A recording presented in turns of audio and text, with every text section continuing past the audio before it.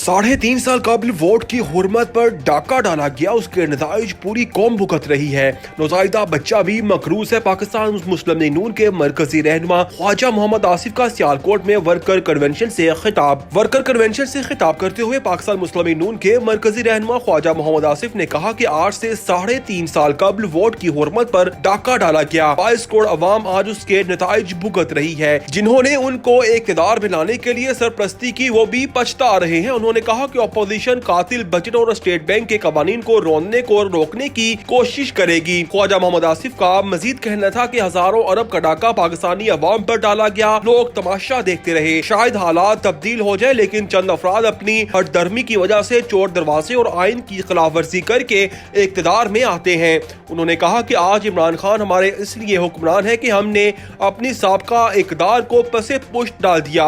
आज मजहब के साथ क्या कुछ हो रहा है सबके सामने है। यही नहीं, रात के अंधेरों में वोट की हुर्मत में डाका डाला जाता है। उन्होंने मजीद कहा कि 17 साल तारीख में उनके कर्जे नहीं लिए जितने इन 3.5 सालों में लिए गए। ये कहता था मैं खुदकुशी कर लूंगा, इसलिए भी गैरत की जरूरत होती है। ख्वाजा मोहम्मद आसिफ ने कहा कि आज उसकी पार्टी फंड में 4 अफराद की टीटी सामने आई है। अरबों रुपए दिए गए। नैब इससे पूछे कि पैसे कहां से आए। Nasir Baig, chief prime star news, Sialkot.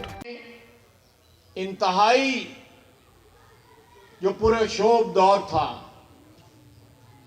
जब एक सैलाब पॉपुलैरिटी का आया हुआ था पीपल्स पार्टी को, उस वक्त भी ये आबादी, ये मोहल्ला जो है पाकिस्तान मुस्लिम लीग का जो है किला साबित हुआ। आज ज्यादा देर की बात नहीं है। ये 3.5 साल का जो अरसा गुजरा है, ये इंशाअल्लाह ताला अपने इख्तिताम के नजदीक बड़ी जल्दी पहुंच रहा है। लेकिन उसका ये मतलब नहीं है कि हमारी मुसीबतों का जो है फिलफौर जो है हल निकल आएगा। पाकिस्तान की आवाम को नवाज शरीफ की क़यादत में अपने वोट की हिफाजत करनी पड़ेगी। अगर सिर्फ और सिर्फ जिस तरह कायद मेरा कहता है कि वोट को इज्जत दो, वोट को इज्जत देने का मतलब है कि इस मुल्क में कानून और आइन की हुक्मरानी कायम हो।